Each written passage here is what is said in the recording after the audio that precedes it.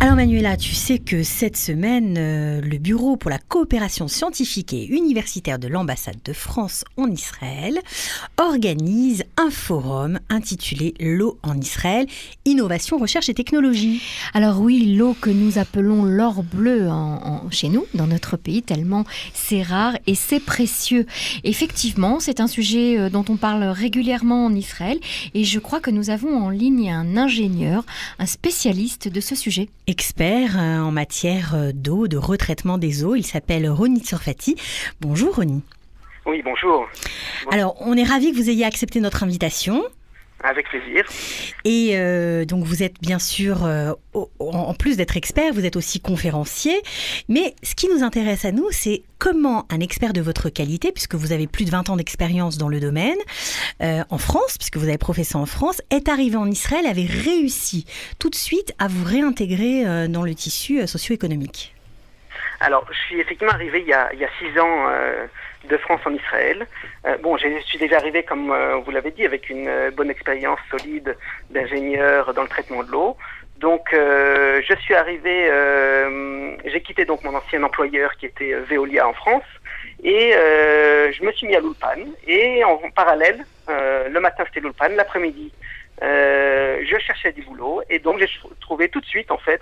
Les entretiens à ce moment-là, évidemment, étaient en anglais, je parlais pas encore l'hébreu. Et tout de suite, j'ai trouvé, après quelques semaines, être arrivé dans mon domaine. Et puis, j'ai très vite progressé pour revenir à un niveau assez rapidement équivalent à ce que j'avais en quittant la France. Aujourd'hui, je suis dans une société 100% israélienne, le leader mondial du dessalement d'eau de mer, IDE Technologies. Alors, justement, le problème de l'eau en Israël est crucial, puisqu'on sait qu'aujourd'hui, la demande en eau est de 2 milliards de mètres cubes par an, et d'ici 2050, elle risque d'être doublée. Je pense pas qu'on arrivera au double, mais enfin, aujourd'hui, on est à 2 milliards, à savoir, on parle des usages, c'est-à-dire que 2 milliards, on compte l'eau qui est réutilisée 2 fois, c'est-à-dire qu'on utilise l'eau une fois, on la traite et on la réutilise une deuxième fois. 2 milliards, ça compte 2 fois, d'accord ? C'est-à-dire que si, en pratique, on utilise moins d'eau puisqu'on la réutilise plusieurs fois.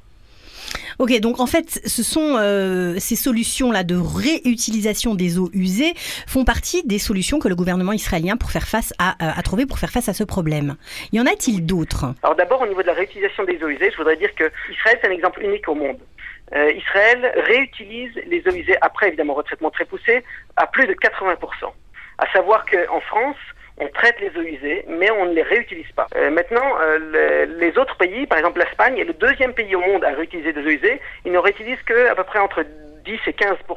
Donc quand on voit qu'en Israël, on fait plus de 80% et que l'Espagne est le 2e pays au monde, vous voyez on est très très loin devant. Une très grande longueur d'avance. Beaucoup d'experts de l'eau du monde entier, ou des hommes politiques du monde entier, qui commencent à avoir des problèmes d'eau puisque les populations mondiales se développent un peu partout dans le monde, forcément, viennent en Israël pour apprendre, comprendre comment Israël a fait pour avoir jusqu'à aujourd'hui de l'eau au robinet en continu. Il n'y a jamais eu de coupure d'eau au robinet, contrairement à tous les pays avoisinants. Donc effectivement, la réutilisation des eaux usées est une des raisons, un des moyens, mais il y en a beaucoup d'autres. Alors justement, apparemment Israël a décidé d'investir dans des usines de dessalement. Et là, apparemment, c'est votre domaine. Absolument. Absolument. Donc le dessalement, en fait, déjà le premier ministre d'Israël, David Ben Gurion, avait dit en son temps, dans les années 50, sachant évidemment que les ressources en eau c'était un problème en Israël et dans la région, il a dit l'avenir c'est la mer. Il a ouvert un centre de recherche sur le dessalement d'eau de mer avec des ingénieurs, notamment un grand ingénieur qui venait de Russie et qui a développé ce qui est devenu aujourd'hui la société IDE Technologies, qui est aujourd'hui une société privée à capitaux 100% israéliens, mais qui était à l'origine une société d'État, une société du gouvernement, il y a 50 ans, et qui est devenu ce qu'il est devenu, c'est-à-dire un leader mondial, le leader mondial du dessalement d'eau de mer, qui a installé des usines dans plus de 40 pays dans le monde entier. 400 usines au total dans le monde entier. À savoir qu'en Israël, ces 10 dernières années, il a été construit de très très très grosses usines de dessalement. Des usines absolument gigantesques. Il y en a eu une à Ashkelon, ensuite la deuxième a eu lieu à Palmachim, la troisième à Hadera.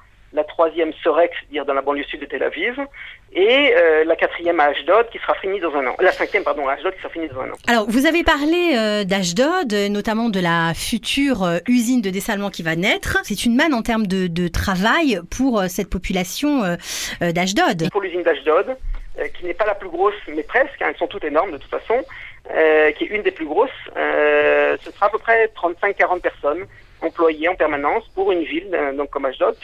C'est intéressant. Alors justement, on parle d'Ashdod et on parle de ce sujet qui intéresse beaucoup de gens et particulièrement en Israël. Vous donnez une conférence très bientôt dans la ville d'Ashdod, une conférence qui s'appelle de manière très humoristique L'Amalo, donc sur ce thème si précieux. Vous pouvez nous en dire quelques mots ? Voilà, absolument. Donc le 9 mai, organisé à Ashdod, organisé par Ashdod Café. Donc vous pouvez avoir les renseignements sur Ashdod Café. Le site Ashdod Café qu'on vous recommande.